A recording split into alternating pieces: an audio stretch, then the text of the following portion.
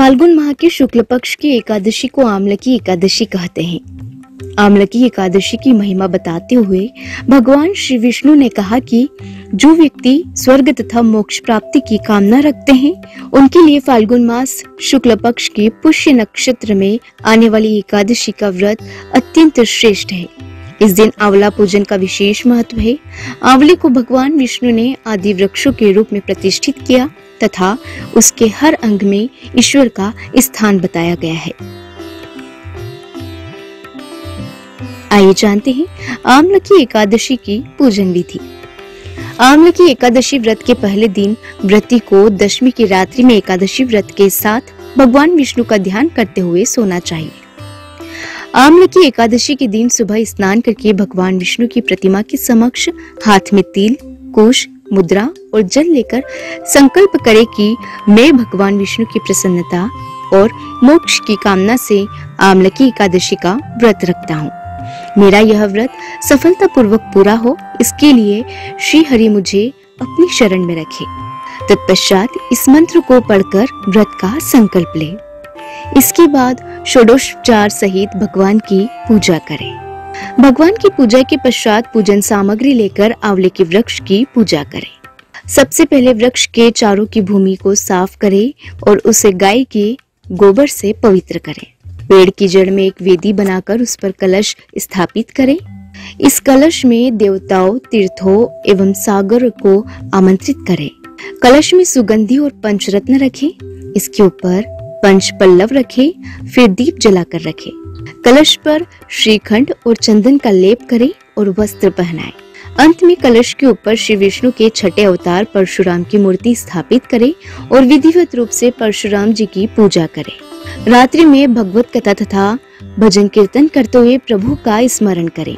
द्वादशी के दिन सुबह ब्राह्मण को भोजन करवाएं, दक्षिणा दें, साथ ही परशुराम की मूर्ति सहित कलश ब्राह्मण को भेंट करें। इन क्रियाओं के पश्चात ही पारायण करके अन्न जल ग्रहण करें। आइए जानते हैं आमलकी एकादशी की पौराणिक कथा। प्राचीन काल में चैत्ररथ नाम का चंद्रवंशी राजा राज्य करता था। वह अत्यंत विद्वान तथा धर्मी था। उस नगर में कोई भी व्यक्ति दरिद्र व कंजूस नहीं था।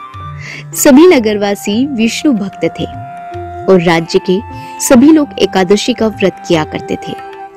एक समय फाल्गुन मास की शुक्ल पक्ष की आमलकी एकादशी आई। उस दिन राजा, प्रजा तथा बाल वृद्ध सबने हर्षपूर्वक व्रत किया। राजा अपनी प्रजा के साथ मंदिर में जाकर पूर्ण कुंभ स्थापित करके धूप, दीप, नैवेद्य, पंचरत्न आदि से धात्री आंवले का पूजन करने लगे और इस प्रकार स्तुति करने लगे। हे धात्री, तुम ब्रह्म स्वरूप हो, तुम ब्रह्मा जी द्वारा उत्पन्न हुए हो और समस्त पापों का नाश करने वाले हो। तुमको नमस्कार है। अब तुम मेरा अर्घ्य स्वीकार करो। तुम श्री रामचंद्र जी द्वारा सम्मानित हो। मैं आपकी प्रार्थना करता हूँ, अतः आप मेरे समस्त पापों का नाश करो। उस मंदिर में सबने रात्रि को जागरण किया। रात के समय वहां एक बहेलिया आया जो अत्यंत पापी दुराचारी था। वह अपने कुटुंब का पालन जीव हत्या करके किया करता था। भूख और प्यास से अत्यंत व्याकुल वह बहेलिया इस जागरण को देखने के लिए मंदिर के एक कोने में बैठ गया और विष्णु भगवान तथा एकादशी महात्म्य की कथा सुनने लगा। इस प्रकार अन्य मनुष्यों की भांति उसने भी सारी रात जागकर बिता दी। प्रातः काल होते ही सब लोग अपने घर चले गए तो बहेलिया भी अपने घर चला गया। घर जाकर उसने भोजन किया। कुछ समय बीतने के पश्चात उस बहेलिये की मृत्यु हो गई। मगर उस आमलकी एकादशी के व्रत तथा जागरण से उसने राजा विद्रुत के घर जन्म लिया और उसका नाम वसुरथ रखा गया। युवा होने पर वह चतु रंगिनी सेना के सहित तथा धन धान्य से युक्त होकर 10,000 ग्रामों का पालन करने लगा। वह तेज में सूर्य के समान, कांति में चंद्रमा के समान, वीरता में भगवान विष्णु के समान और क्षमा में पृथ्वी के समान था। वह अत्यंत धार्मिक, सत्यवादी, कर्मवीर और विष्णु भक्त था। वह प्रजा का समान भाव से पालन करता था। दान देना उसका नित्य कर्तव्य था। एक दिन राजा शिकार खेलने गए। देवयोग से वह मार्ग भूल गया और दिशा ज्ञान न रहने के कारण उसी वन में एक वृक्ष के नीचे सो गए। थोड़ी देर बाद पहाड़ी मलेच्छा वहां पर आ गए और राजा को अकेला देखकर मारो मारो शब्द करते हुए राजा की ओर दौड़े। मलेच्छ कहने लगी कि इसी दुष्ट राजा ने हमारे माता पिता, पुत्र, पौत्र आदि अनेक संबंधियों को मारा है तथा देश से निकाल दिया है, अतः इसको अवश्य मारना चाहिए। ऐसा कहकर वे मलेच्छा उस राजा को मारने दौड़े और अनेक प्रकार के अस्त्र शस्त्र उसके ऊपर फेंके। वे सब अस्त्र शस्त्र राजा के शरीर पर गिरते ही नष्ट हो जाते और उनका वार पुष्प के समान प्रतीत होता।